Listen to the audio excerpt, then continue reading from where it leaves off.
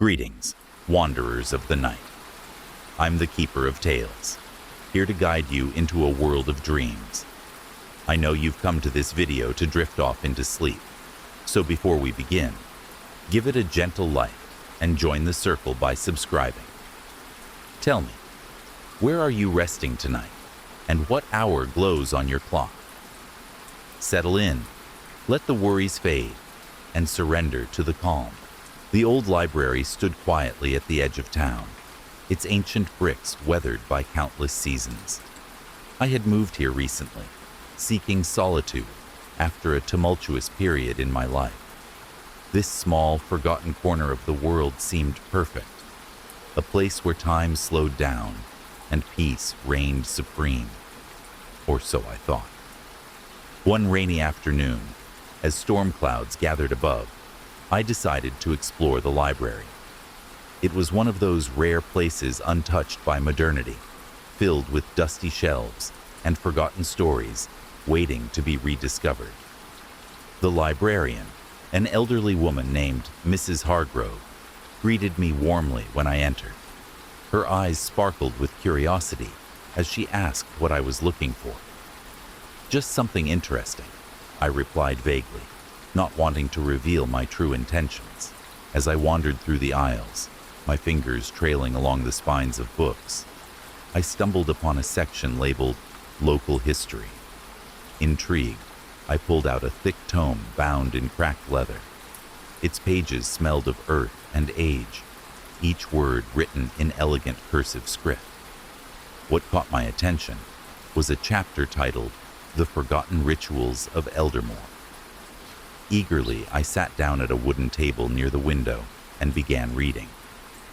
According to the book, Eldermore, the name of our quaint little town, had once been home to a secret society that practiced ancient rituals.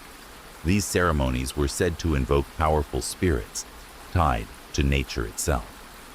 Over time, the practice faded into legend, but some believed remnants of these rites still lingered in certain locations around town. As I wandered through the aisles, my fingers trailing along the spines of books, I stumbled upon a section labeled Local History. Intrigued, I pulled out a thick tome, bound in cracked leather.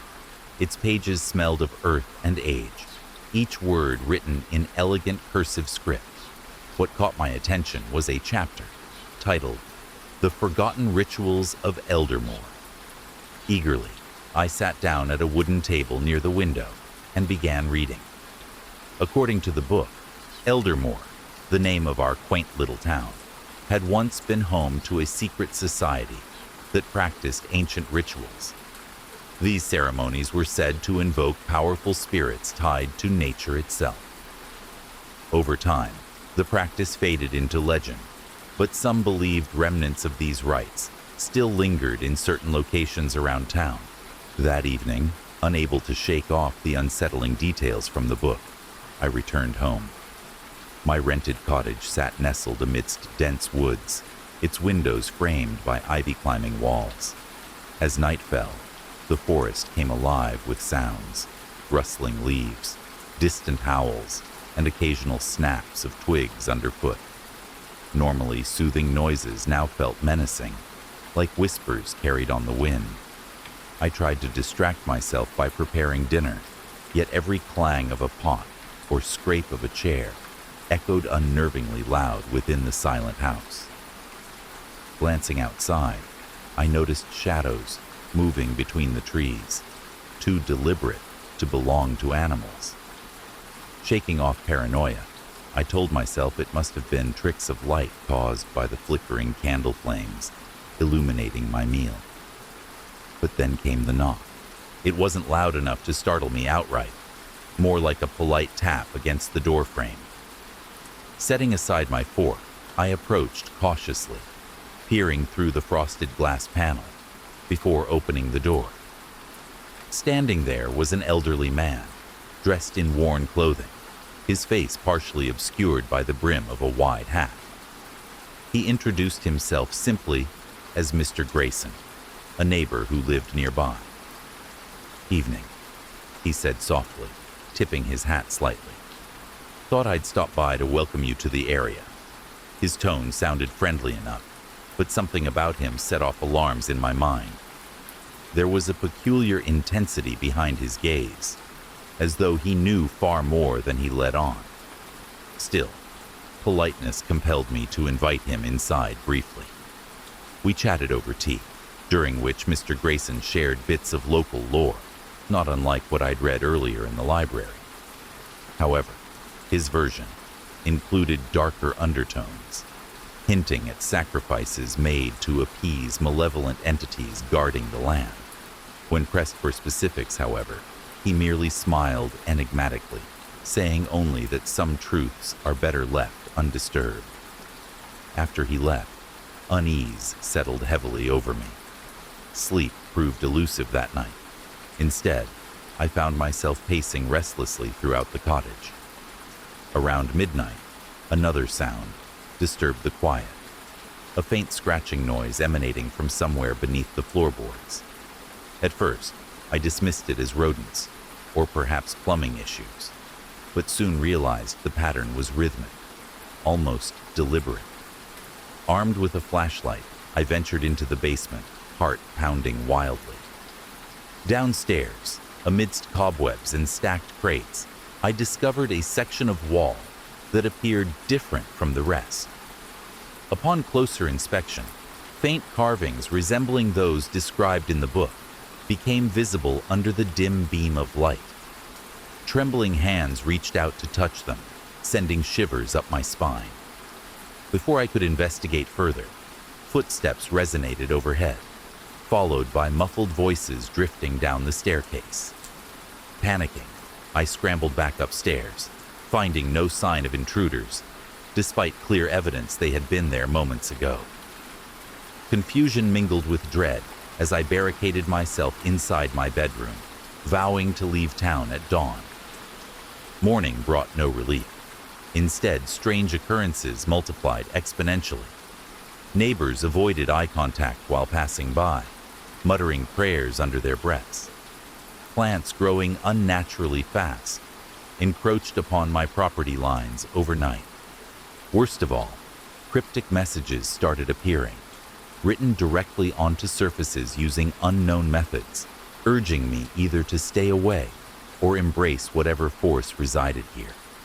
Desperation drove me back to the library, hoping Mrs. Hargrove might shed light on this growing mystery.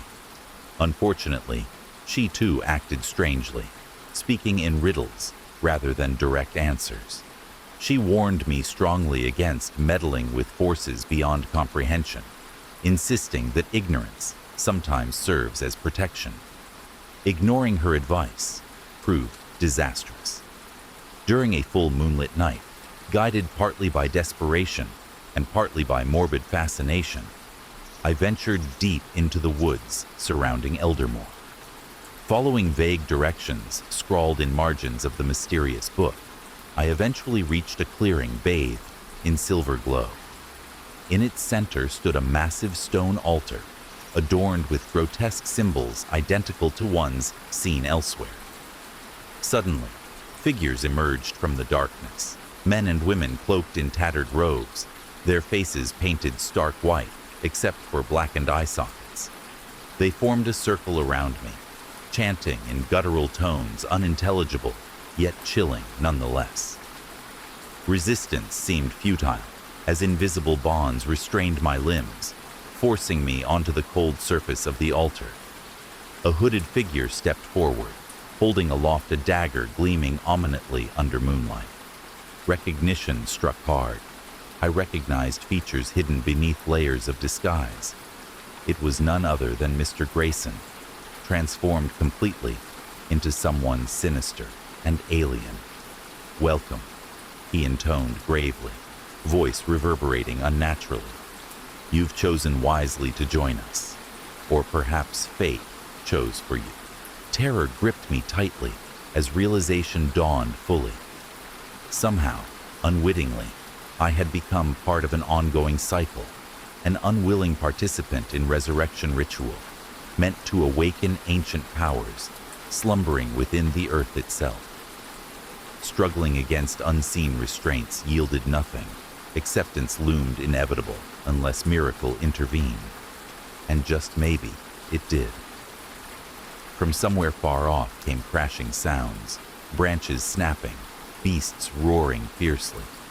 Chaos erupted among assembled cultists. Breaking concentration required maintaining control over proceedings. Taking advantage of momentary distraction, I summoned strength reserves, thought depleted entirely, rolling off altar onto ground below. Chaos reigned supreme thereafter.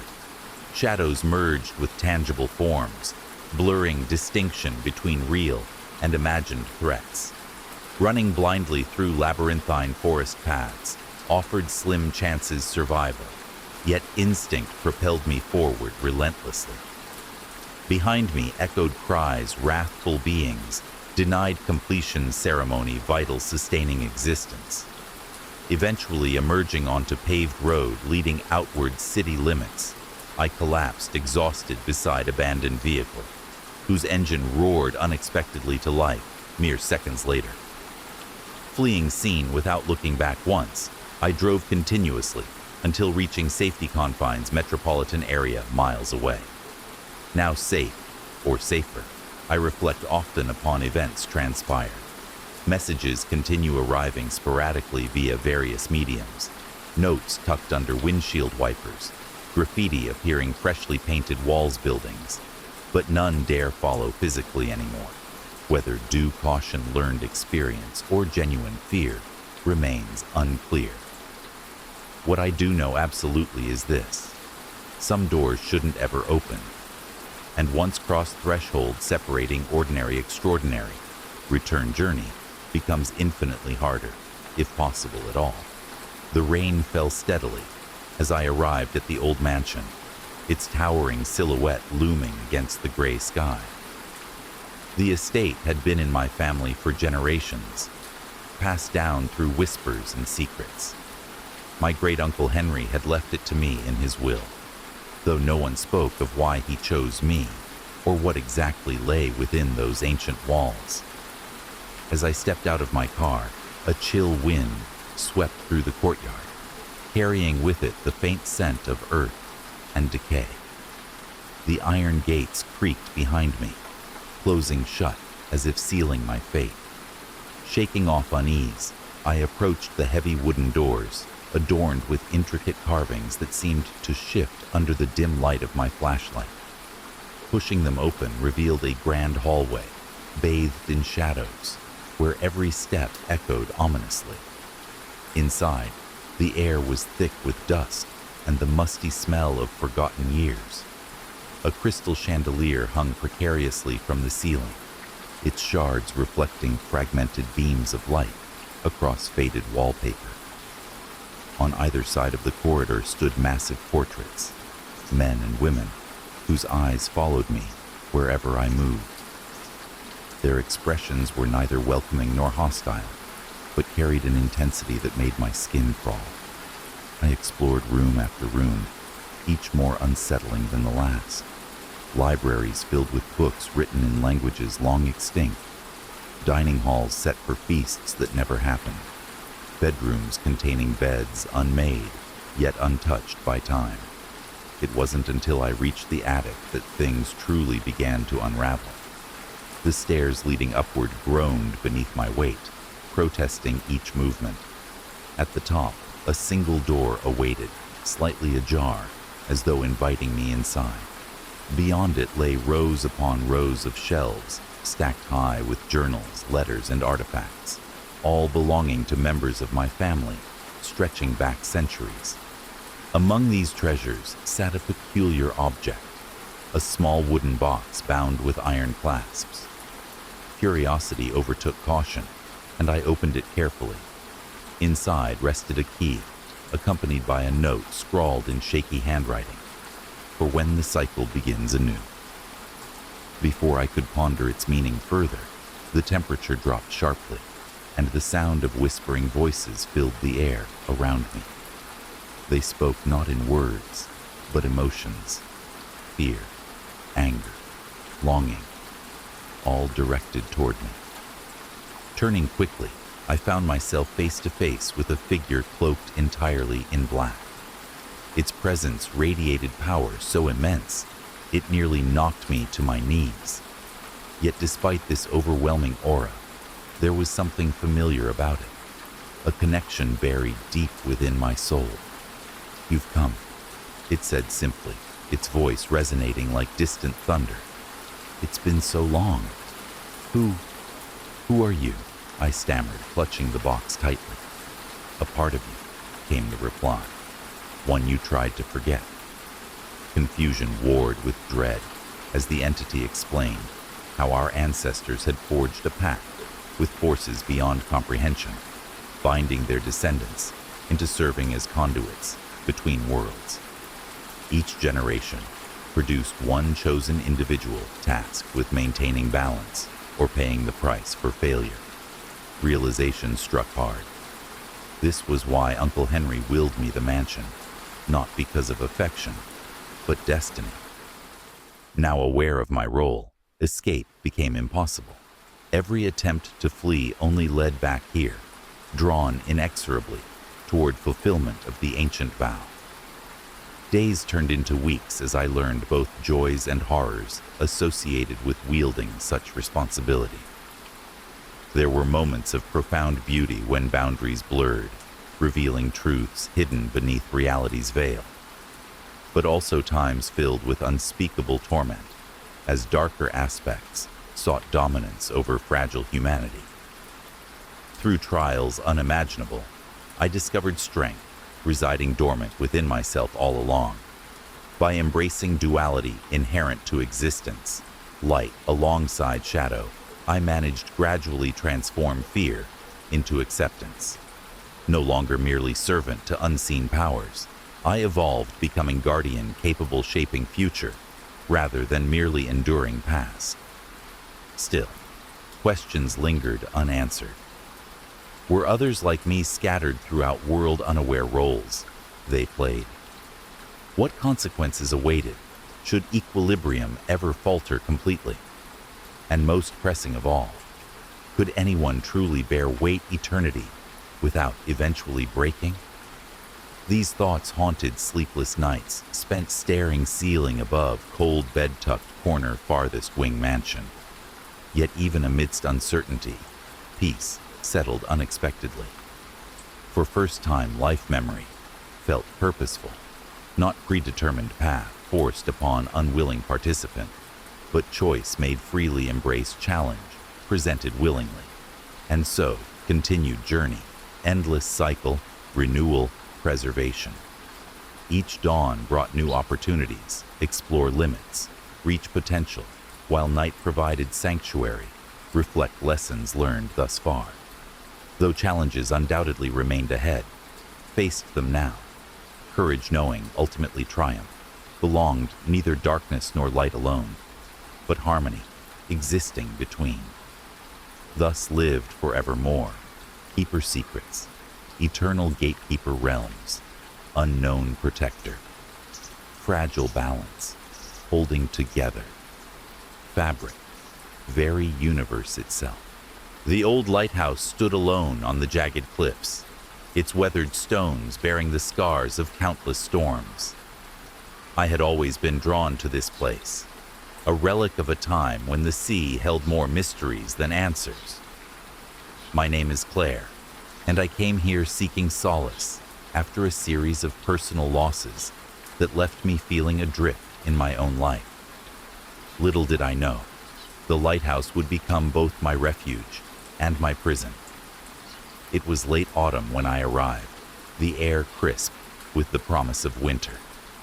The caretaker, an elderly man named Mr. Hargrove, greeted me warmly despite the chill. "You're brave to take this job," he said as we walked through the creaking wooden door.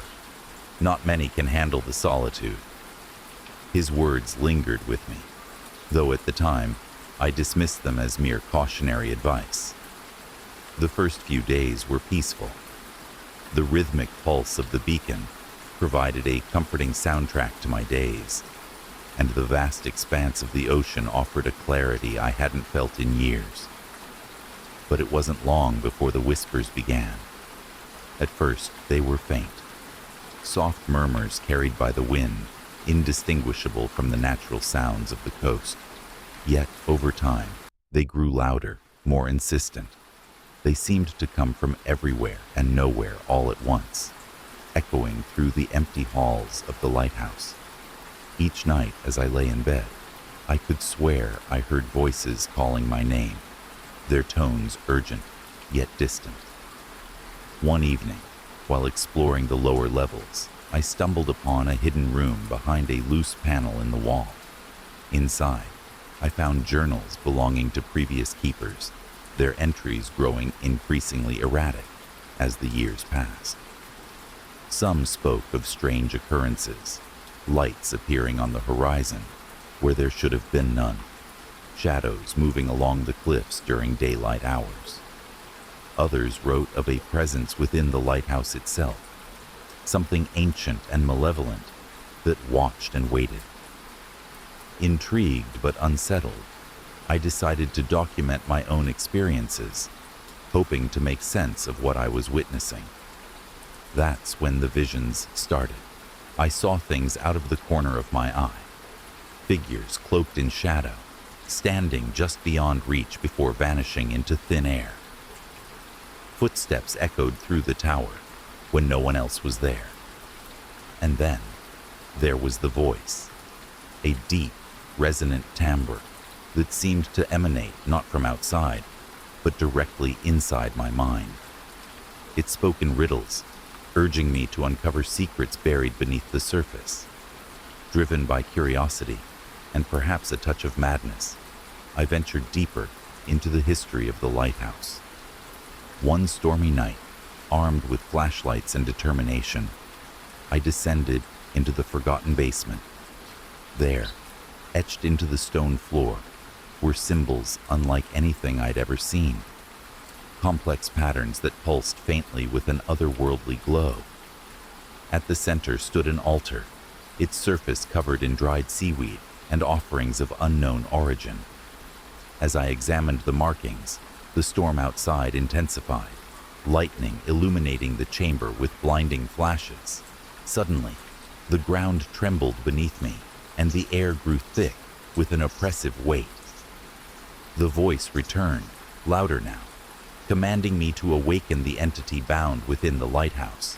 Panic surged through me, but before I could flee, the symbols flared brightly, releasing a wave of energy that knocked me unconscious. When I awoke, everything had changed.